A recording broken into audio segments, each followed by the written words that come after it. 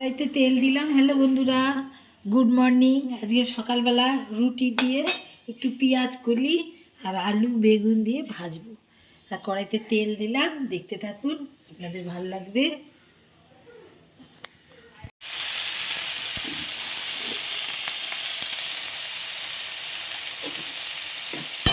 আলুটা আগে আলুটা বেগুনটা দিলাম, ভেজে নিই, তারপর পেঁয়াজটা দিতে দেবো। ঠিক আছে, রুটি দিয়ে খাবো। সকালবেলা পেঁয়াজ কলি ভেজেছি।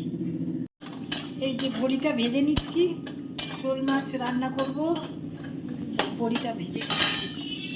এই যে একটু নুন হলুদ মাখিয়ে নিলাম মাছটায়, ভালো করে নুনটা, কি টাটকা, এত ধুয়েছি নুন দিয়ে, তাও একদম লোদ লোদ করছি। এই যে বড়িটা তুলে নিই, মাছটা ভাজা করে নিই। বেগুনটা এই যে ভাজা হয়ে গেছে, তুলে রাখছি।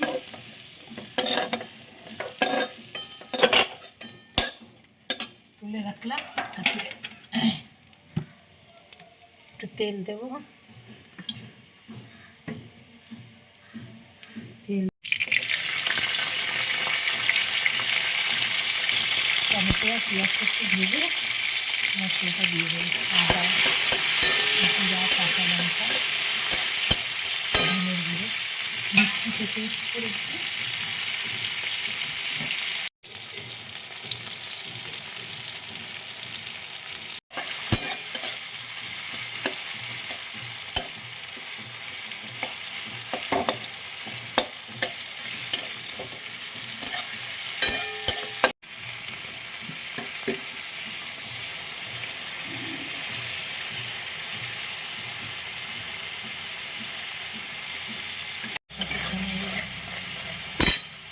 হলুদ দিয়ে দেবো।